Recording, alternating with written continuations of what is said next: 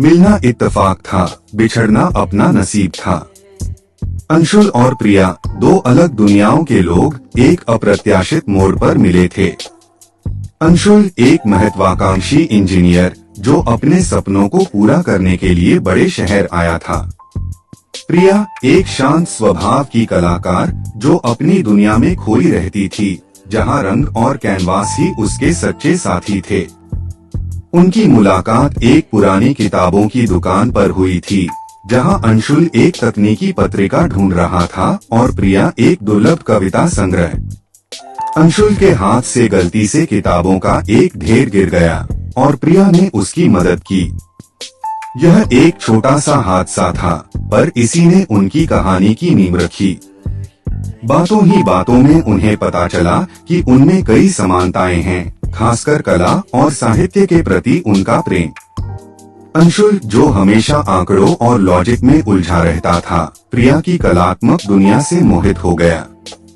और प्रिया जो हमेशा अपनी धुन में रहती थी, अंशुल की व्यावहारिक सोच और जुनून से प्रभावित हुई।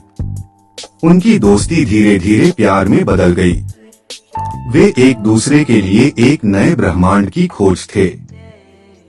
अंशुल प्रिया को अपने सपनों के बारे में बताता और प्रिया उसे अपनी कला के रंग दिखाती। वे घंटों साथ बैठते, कभी पार्क में, कभी किसी कैफे में और कभी बस एक दूसरे की आंखों में खोए रहते। उनके लिए हर पल एक अनमोल खजाना था।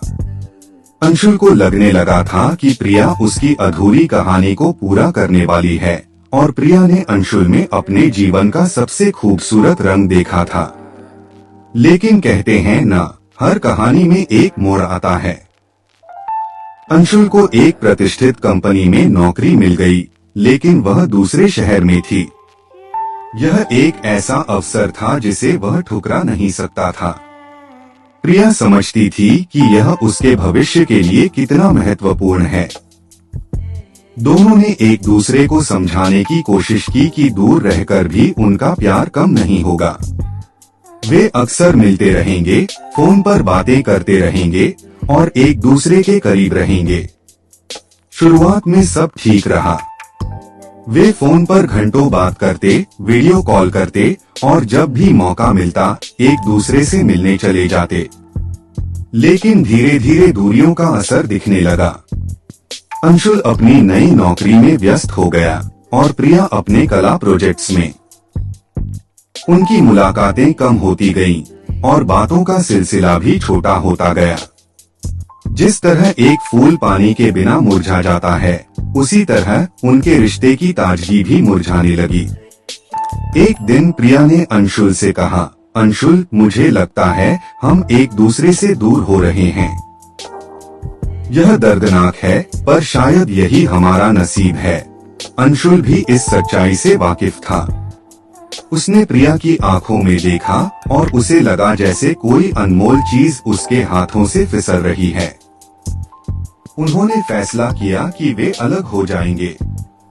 यह निर्णय आसान नहीं था, लेकिन वे जानते थे कि अब वे एक दूसरे को बांध कर नहीं रख सकते। अंशुल और प्रिया अलग हो गए। उनका मिलना एक खूबसूरत इत्तेफाक था, एक ऐसी मुलाकात जिसने उनके जीवन में रंग भर दिए थे।